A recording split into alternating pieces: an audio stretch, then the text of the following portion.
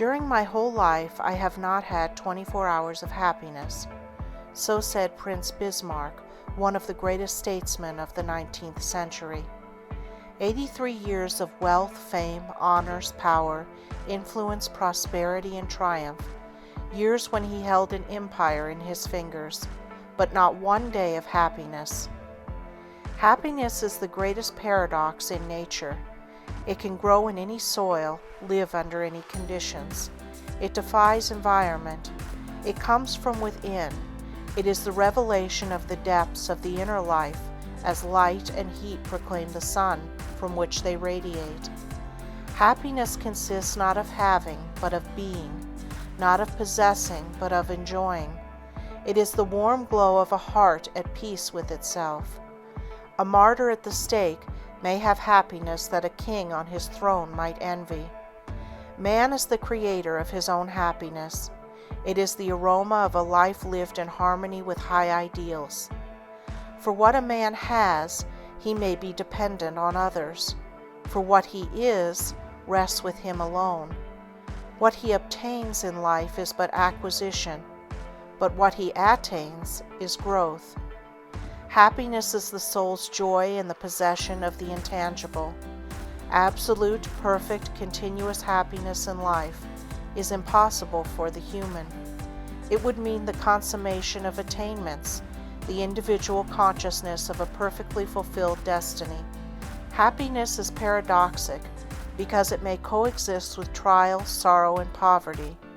It is the gladness of the heart, rising superior to all conditions. Happiness has a number of understudies: gratitude, satisfaction, content, and pleasure, clever imitators that simulate its appearance rather than emulate its method.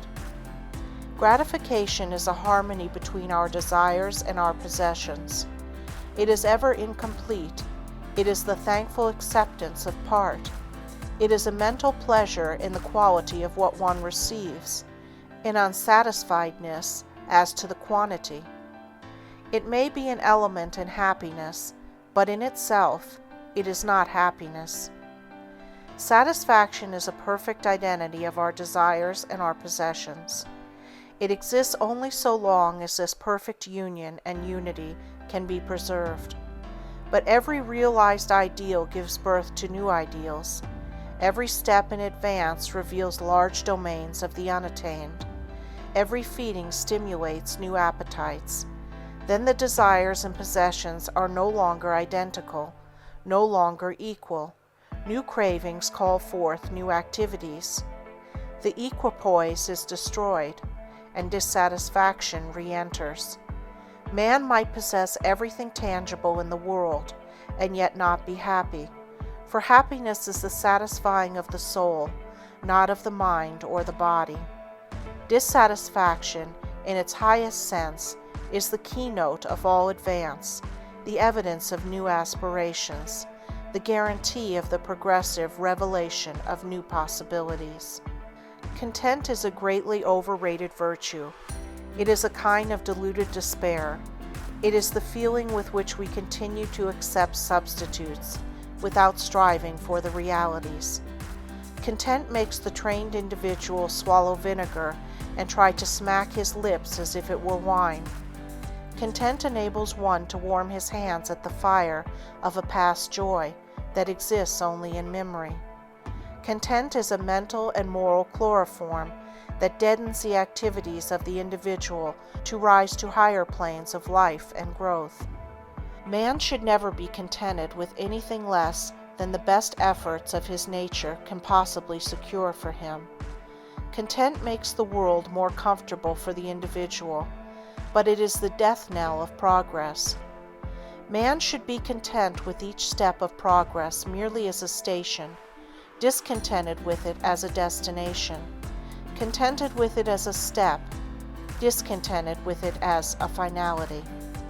There are times when a man should be content with what he has, but never with what he is.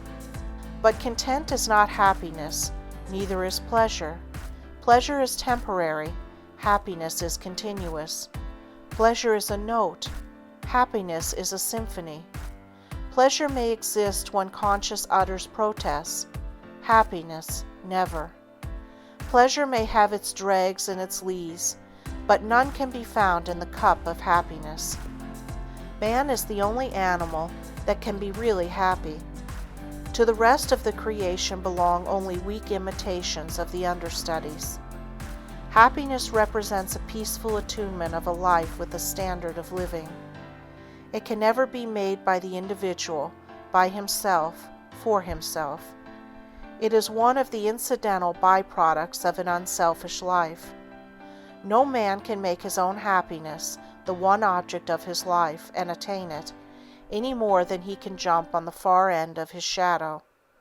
If you would hit the bullseye of happiness on the target of life, aim above it. Place other things higher than your own happiness, and it will surely come to you. You can buy pleasure, you can acquire content, you can become satisfied, but nature never put real happiness on the bargain counter. It is the undetachable accompaniment of true living. It is calm and peaceful. It never lives in an atmosphere of worry or of hopeless struggle. The basis of happiness is the love of something outside self. Search every instance of happiness in the world, and you will find, when all the incidental features are eliminated, there is always the constant, unchangeable element of love. Love of parent for child, love of man and woman for each other, love of humanity in some form, or a great life work into which the individual throws all his energies. Happiness is the voice of optimism, of faith, of simple, steadfast love. No cynic or pessimist can be really happy. A cynic is a man who is morally nearsighted and brags about it. He sees the evil in his own heart and thinks he sees the world. He lets a mote in his eye eclipse the sun. An incurable cynic is an individual who should long for death, for life cannot bring him happiness, death might. The keynote of Bismarck's lack of happiness was his profound distrust of human nature. There is a royal road to happiness. It lies in consecration, concentration, conquest, and conscience. Consecration is dedicating the individual life to the service of others, to some noble mission, to realizing some unselfish ideal. Life is not something to be lived through. It is something to be lived up to. It is a privilege, not a penal servitude of so many decades on earth. Consecration places the object of life above the mere acquisition of money as a finality. The man who is unselfish, kind, loving, tender, helpful, ready to lighten the burden of those around him, to hearten the struggling ones, to forget himself sometimes in remembering others, is on the right road to happiness.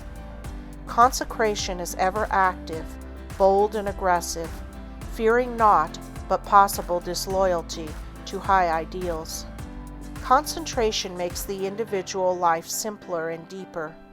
It cuts away the shams and pretenses of modern living and limits life to its truest essentials. Worry, fear, useless regret, all the great wastes that sap mental, moral, or physical energy must be sacrificed, or the individual needlessly destroys half the possibilities of living.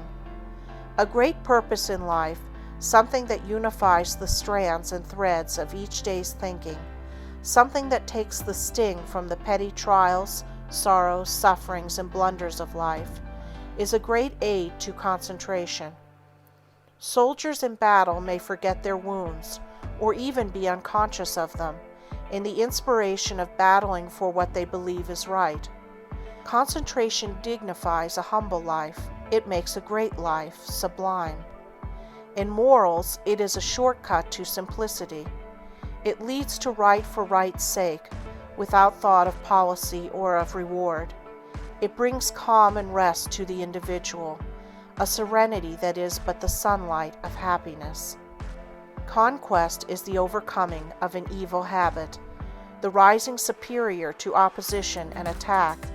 the spiritual exhalation that comes from resisting the invasion of the groveling material side of life. Sometimes when you are worn and weak with the struggle, when it seems that justice is a dream, that honesty and loyalty and truth count for nothing, that the devil is the only good paymaster, when hope grows dim and flickers, then is the time when you must tower in the great sublime faith that right must prevail. Then you must throttle these imps of doubt and despair. You must master yourself to master the world around you. This is conquest. This is what counts. Even a log can float with the current. It takes a man to fight sturdily against an opposing tide that would sweep his craft out of its course.